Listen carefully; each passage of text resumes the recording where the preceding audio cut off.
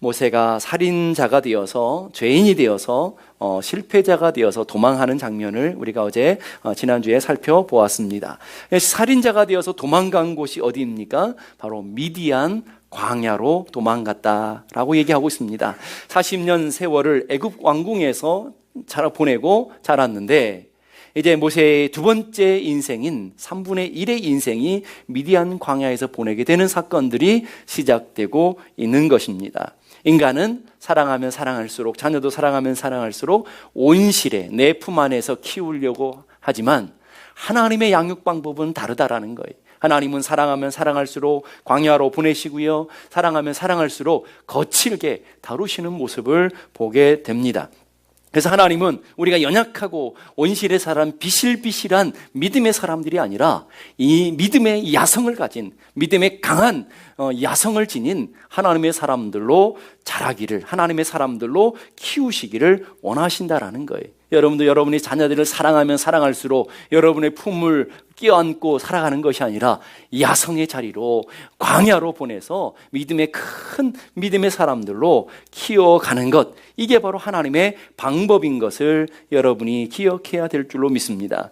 인생의 광야에서 하나님은 광야만 허락하시는 것이 아니라 그 광야에서 하나님의 놀라우신 예비하심과 놀라우신 하나님의 여호와 이레를 만나게 된다라는 것입니다. 16절 보십시다. 미디안 제사장에게 7달이 있더니, 지금 모세가 미디안 광야로 도망갔습니다. 그리고 미디안 광야에서 누구를 만나느냐 하면 미디안의 제사장을 만났습니다. 미디안의 제사장, 그 밑에 가보니까 그 이름이 르우엘이라고 얘기하고 있어요. 르우엘을 히브리어는 레우엘이라고 하는데 이 말은 두 단어가 합쳐져 있는 거예요. 레우라는 친구라는 단어와 엘, 성경에서 엘이라는 단어는 언제나 하나님을 뜻하는 단어예요. 그러니까 하나님의 친구를 만나게 됐다. 놀라운 하나님의 비밀이 숨겨져 있는 거 아니에요? 하나님께서 모세 사랑하는 자녀를 거친 광야로 보내시고 미디안 광야로 보내시는 것으로 끝나시 아니하고 그 광야에, 그 거친 광야에 하나님의 친구를 준비해 두셨다.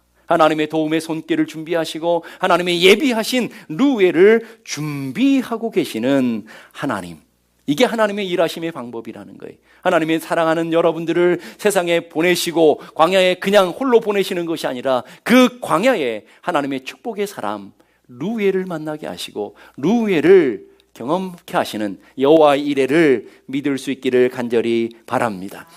그래서 하나님은, 우리가 하나님의 일하심을 보게 되면 하나님은 우리를 거친 광야로 홀로 보내시는 것이 아니라 그 거친 광야에 하나님이 르우엘을 준비하시고 그 르우엘을 통해서 하나님의 준비하심과 하나님의 공급하심과 하나님의 예비하심을 누리도록 하시는 하나님. 그래서 하나님은 감당할 시험 밖에 우리에게 주신 일이 없고, 또 시험 당할 즈음에 뭘 주신다고요? 피할 길을 허락하시는, 우리가 광야에서 시험을 당하고 광야에서 고난을 당할 때에 하나님께서 르우엘을 준비하셔서 우리의 필요한 모든 것들을 공급하시는 하나님이시다라는 거예요. 20절 보십시다. 그 사람이 어디 있느냐? 어찌하여 그 사람을 버리고 왔느냐? 그를 청하여 음식을 대접하라 하였더니, 그 미디안 광야에 먹을 것이 없는 그곳에 하나님은 르우엘을 통해서 모세의 일용할 양식을 공급해 주시고 계시다. 21절 보니까 모세가 그와 함께 동거하기를 기뻐하며 그가 그 딸 십보라를 모세에게 주었더라. 자신의 딸을 주고 있어요. 그 딸이 뭐예요? 모세의 인생에 늘 동행했던 돕는 배필을 하나님 보내주시는 거예요. 40에 되도록 아내가 없었는데 하나님께서 그 거친 광야에서, 미디안 광야에서 인생에 함께 동행할 동행자를 하나님께서 붙여주시는 하나님, 여호와 이레의 하나님, 이게 바로 하나님의 일하신 방법이라는 거예요. 오늘 여러분의 인생에 올 한 해도 거친 광야를 통과하고 거친 인생의 광야를 지나서 여기까지 오신 분들도 있을 거예요. 근데 여러분의 인생에 광야로 끝나는 것이 아니라 그 광야 속에서 르우엘을 만나신 줄로 믿습니다. 하나님의 도움의 손길, 하나님의 도움의 길들을 만나시고 하나님의 도움의 사람들을 만나셔서 하나님의 공급하심을 맛보며 여기까지 오게 된 줄로 믿습니다. 그래서 하나님은, 하나님의 은혜는 만남을 통해서 하나님이 이루어 가시는 것을 보게 되는 거예요. 한번 따라해 보십시다. 하나님의 은혜는 만남을 통해 온다. 믿습니까? 하나님께서 우리에게 은혜를 주실 때에 그 은혜의 통로로 사람을 통해서, 사건들을 통해서, 그 만남을 통해서 우리에게 은혜를 베풀어 주시는 하나님이시라는 것을 기억해야 된다는 거예요. 누가복음 10장에 보면 선한 사마리아 비유가 나와요.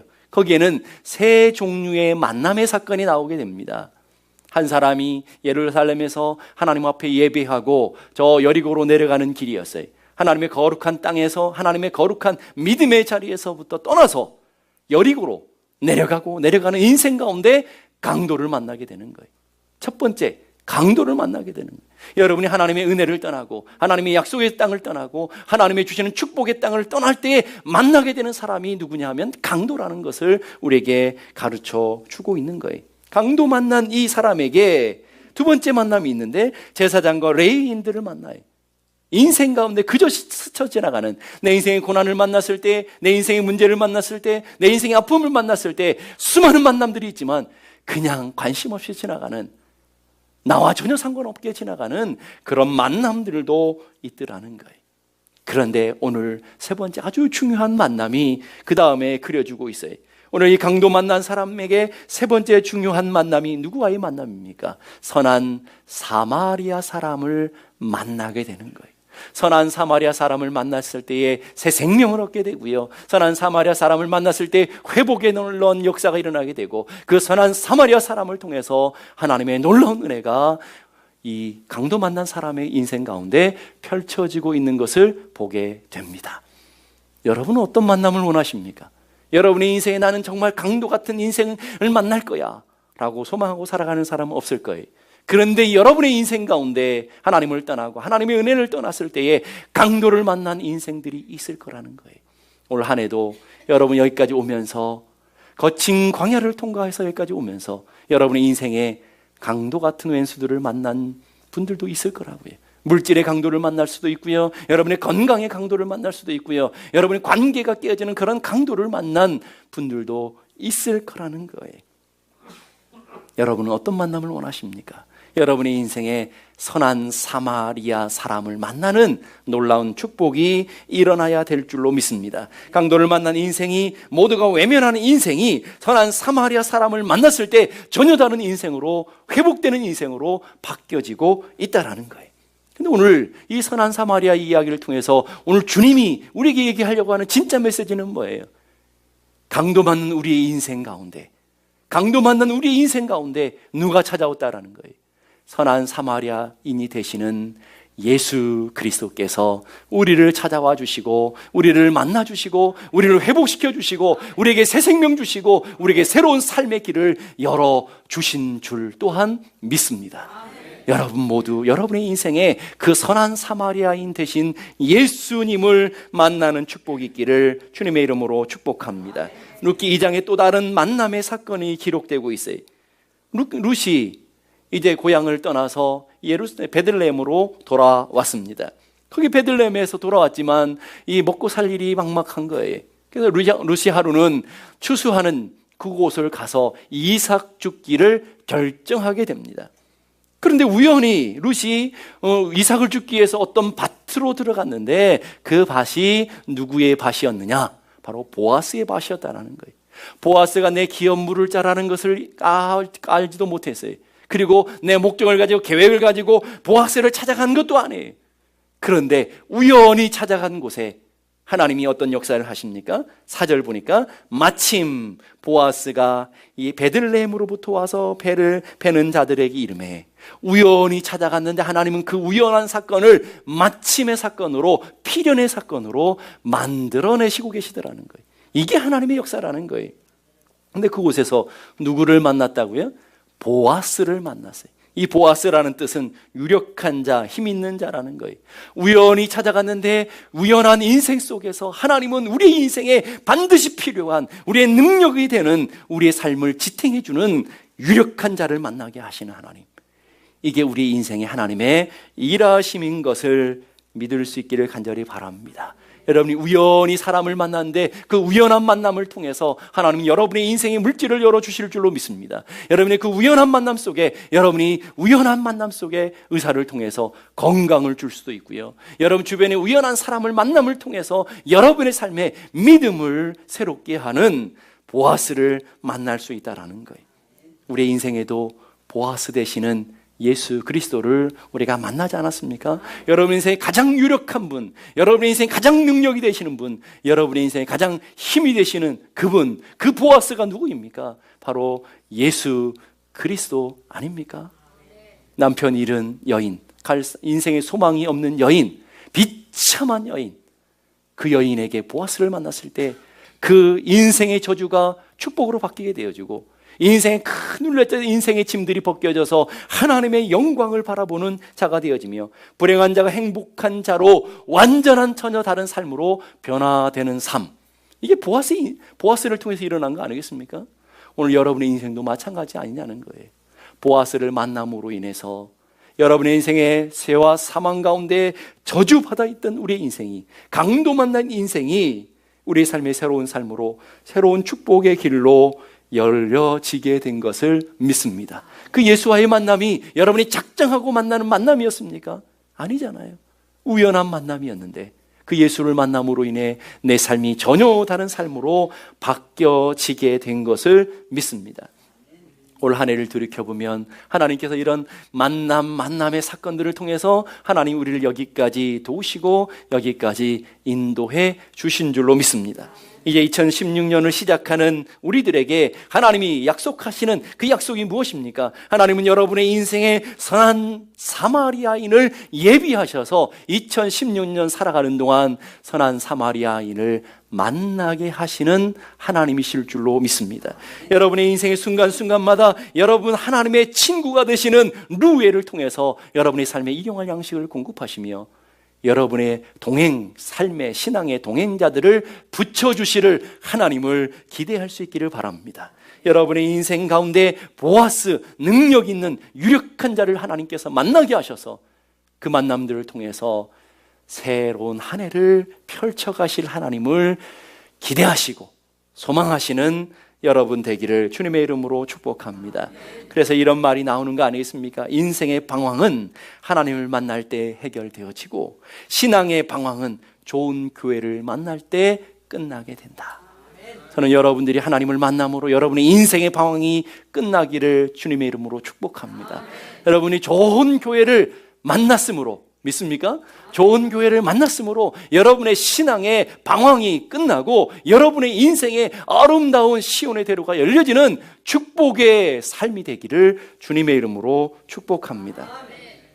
오늘 22절의 말씀으로 가니까 오늘 그 인생의 광야에서 하나님의 주시는 놀라운 우리의 믿음을 보게 된다는 거예요. 22절 보십시다. 그가 아들을 낳음에 모세가 그 이름을 게르솜이라 하여 가로되 내가 타국에서 객이 되었음이라 하였더라. 그 거친 미디안 광야로 도망갔어요. 살인자의, 실패자의, 소망이 없어요. 이제 그 광야에서 모세가 고백하는 고백이 뭐냐면 나는 게르솜입니다. 이 게르솜이라는 말은, 게르라는 것은 객 이방인이라는 말이고 솜이라는 것은 이곳이라는 거예요. 내가 이곳 타국에서 나그네가 되었습니다. 이방인이 되었습니다 하는 거예요. 이게 모세의 신앙 고백이에요. 모세는 위대한 힘을 가졌던 사람이, 권세를 가졌던 사람이, 능력을 갖던 사람이, 부족함이 없었던 사람이, 그런데 이제 광야에 서고 나니까 내가 가진 것이 아무것도 없습니다. 나는 나그네 같은 인생입니다. 나는 이방 땅에 이방인에 지나지 않습니다. 나는 나그네입니다 라고 얘기하는 거예요. 그 말 속에는 내가 애굽에서 무장했던 것들을 아무것도 아닌 것을 깨닫게 되었습니다. 내가 배운 지식도, 내가 배운 능력도, 내가 가진 모든 것도 아무것도 아닌 것을 깨닫게 됩니다. 그래서 하나하나 주님 앞에 내려놓는 삶, 이게 나그네 삶이라는 거예요. 하나님이 애굽의 것으로 무장되어 있는 이 모세를 쓰시지 못하시는 거예요. 애굽 사람 모세를 쓰시지 못하는 거예요. 하나님은 이 모세를 하나님의 백성 삼으시고 이 모세를 하나님의 사람으로 만드신 다음에 하나님께서 하나님의 위대한 일들을 펼쳐 가시는 것을 볼 수 있어야 될 줄로 믿습니다. 하나님은요, 우리에 있는 자연인을 그냥 쓰시지 않는다고요. 여러분이 아무리 타고나고 아무리 똑똑하고 아무리 잘났어도 그 자연인의 그 모습으로 하나님 절대 쓰시지 않으셔요. 하나님은 하나님이 원하시는 그 사람은 애굽 사람으로 쓰지 않는다는 거예요. 오늘 보니까 오늘 이 모세를 향해서 애굽 사람이라고 고백하고 있잖아요. 19절 보니까 그들이 가로되 한 애굽 사람이 애굽 사람을 하나님 쓰시지 않는 거예요. 하나님은요 그 애굽 사람을 깎으시고 애굽 사람을 변화시키셔서 하나님의 사람으로 만드신 다음에 하나님께서 쓰시는 영적인 비밀이 담겨져 있는 거예요. 그래서 하나님이 미디안 광야로 보내시는 거예요. 그곳에서 나그네가 되게 하시는 거예요. 나그네에게 가장 필요한 것이 있는데 그것은 뭐냐면 내려놓음 훈련이라는.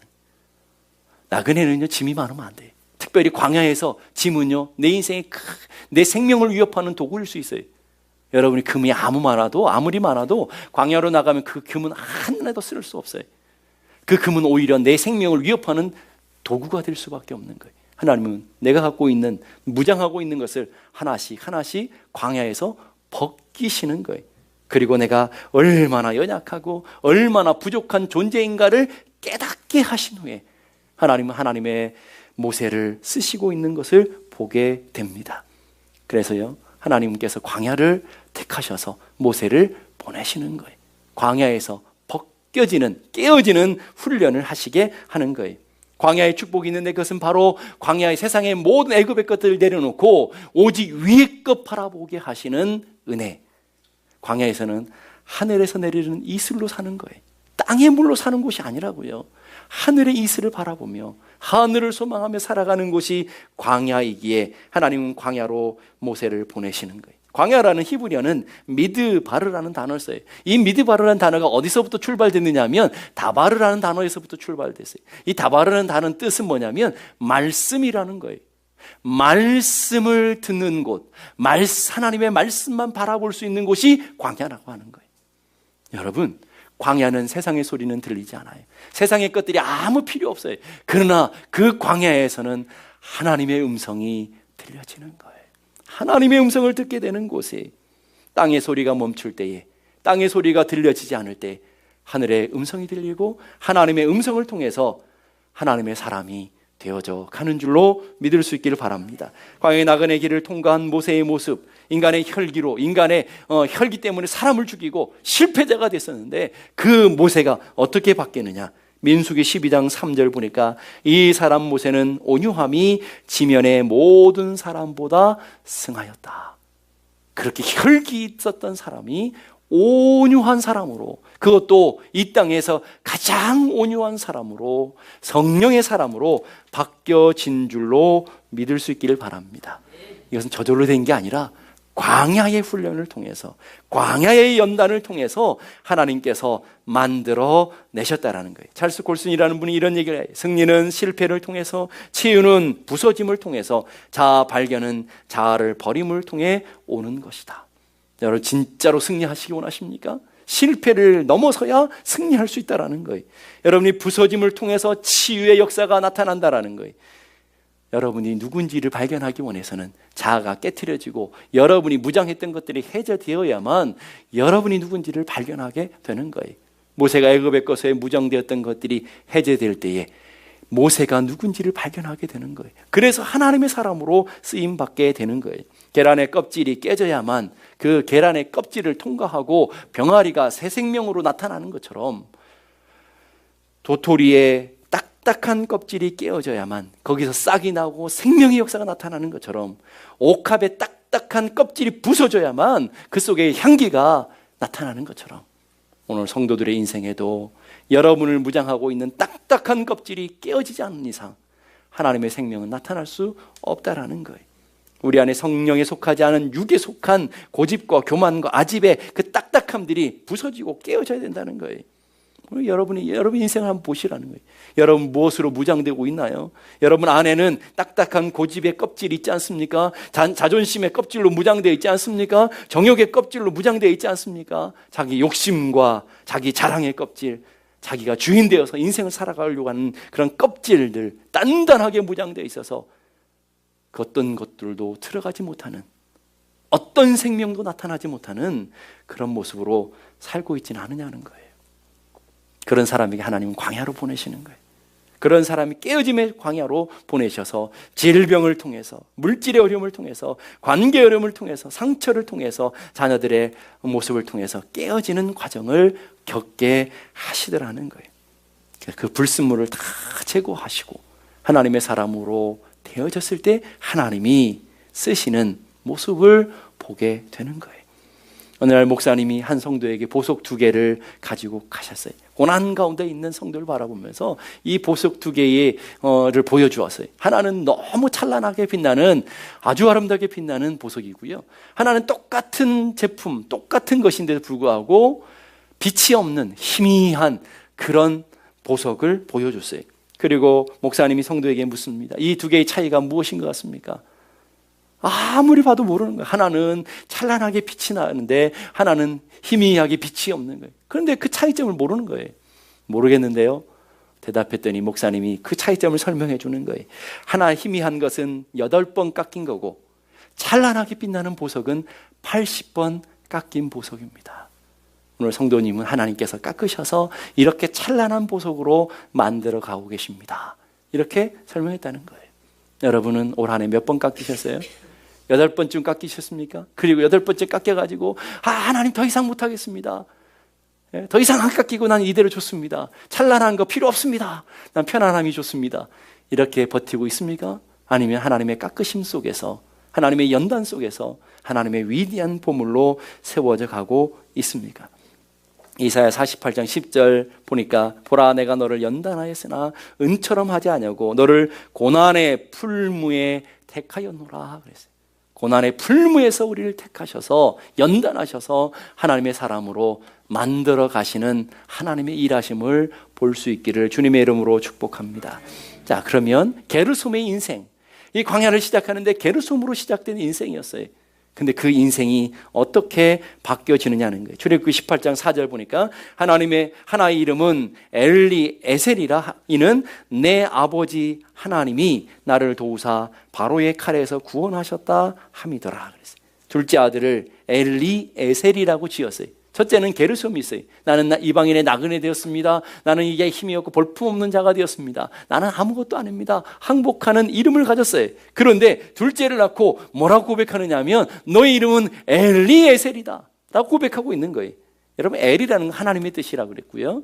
하나님이라고 그랬고요. 그리고 리라는 것은 나의라는 거예요. 여러분 잘 아시는 거 있어요. 예수님이 십자가에서 엘리 라마 사박다니, 엘리라고 했을 때는 나의 하나님 이거 엘리, 나의 하나님. 그 다음에 엘리에셀이라고 했어요. 에셀도 여러분이 아는 단어예요. 에벤 에셀, 도움의 돌. 에셀이라는 건 도움이란 뜻이에요. 하나님께서 여기까지 나를 도와주셨습니다. 도움의 돌을 쌓고 하나님 앞에 예배하는 게 에벤 에셀 아니겠습니까? 바로 에셀이라는 것은 하나님의 도우심이라는 거예요. 오늘 엘리에셀이라는 것은 나의 하나님이 나의 도움이십니다 라는 거예요. 게르솜으로 나는 나그네와 같이 연약합니다. 아무것도 아닙니다. 내가 의지했던 것들을 아무것도 아닌 것을 고백하는 그 10년 가운데 광야를 통과하고 나니까 하나님이 주시는 약속이 뭐냐면 하나님은 나의 하나님이십니다. 하나님은 나의 도움이십니다. 엘리에셀의 삶으로 바뀌어지게 되었다라는 거예요. 근데 놀라운 것은 게르솜이 없이는 절대로 엘리에셀이 될 수 없고, 게르솜의 인생의 그 미디안 광야가 없이는 절대로 엘리에셀이 될 수 없다라는 것을 우리는 깨달아야 되는 거예요. 하나님이 왜 모세를 광야로 보내셨을까요? 내 인생이 게르솜인 것을 알도록, 내 인생이 아무 짝이 없는 연약한 인생임을 깨닫도록 엘리에셀의 삶으로 나아가도록 하기 위해서 하나님은 광야로 보내신 거예요. 하나님이 광야로 보내신 궁극적인 목적이 뭐예요? 모세로 하여금 나는 하나님의 도우심으로 살아가는 엘리에셀이라는 것을 깨닫게 하도록 하시기 위함인 것을 믿을 수 있기를 바랍니다. 찰스 스윈돌 목사님이 이렇게 말해, 실패만이 배움을 가로막고 있는 견고한 교만의 성을 무너뜨릴 수 있다. 그러나 그 성벽이 한번 무너지게 되면 하나님의 음성을 분명히 들을 수 있고 배울 수 있다라고 얘기하고 있어요.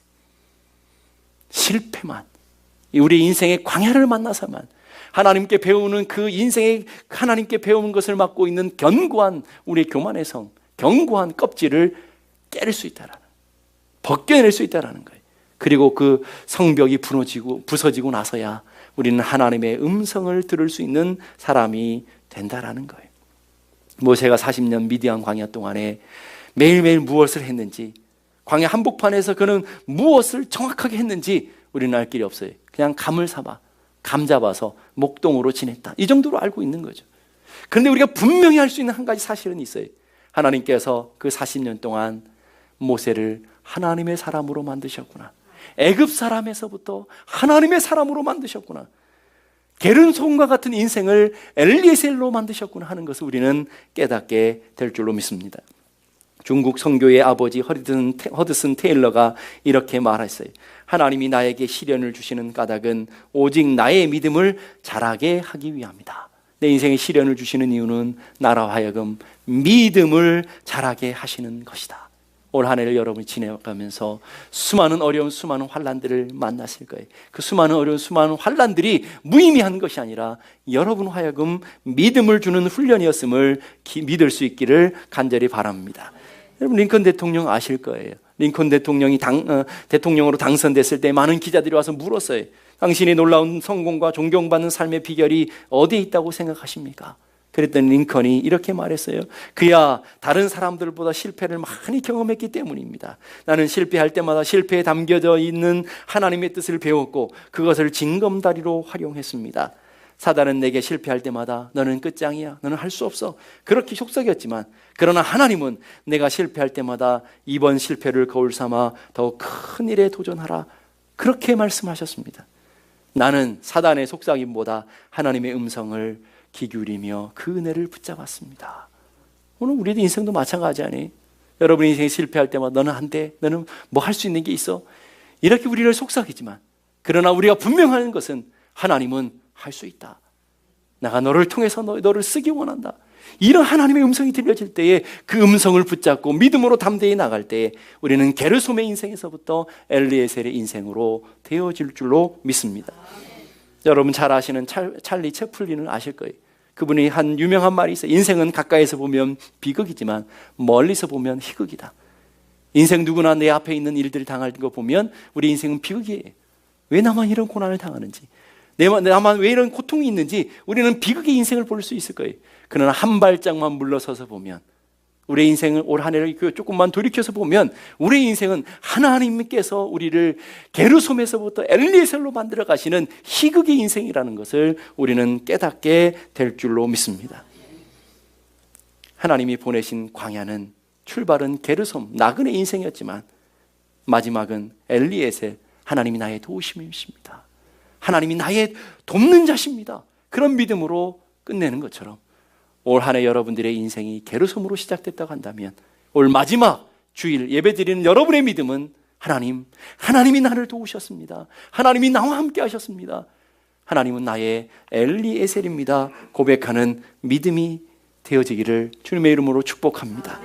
한 해를 달려오면서 여러분의 인생의 수많은 광야를 통과하시고 수많은 죽음의 골짜기를 통과하시고 수많은 어려움들을 통과해서 여기까지 오셨을 거예요. 그 광야는 여러분들을 죽음의 길로 몰아내는 길이 아니었고 여러분을 게르솜에서부터 엘리에셀로 만드는 하나님의 역사의 장이었음을 돌이켜볼 수 있는 은혜가 있기를 주님의 이름으로 축복합니다. 그래서 여러분의 마음속에서부터 하나님, 내 인생은 게르솜이 아니라, 게르솜으로 끝나는 인생이 아니라 내 인생은 엘리에셀입니다, 하나님의 도우심에 살아가며 하나님의 도우심을 붙들며 살아가는 믿음의 삶입니다 고백하는 믿음의 사람들이 되기를 주님의 이름으로 축복합니다.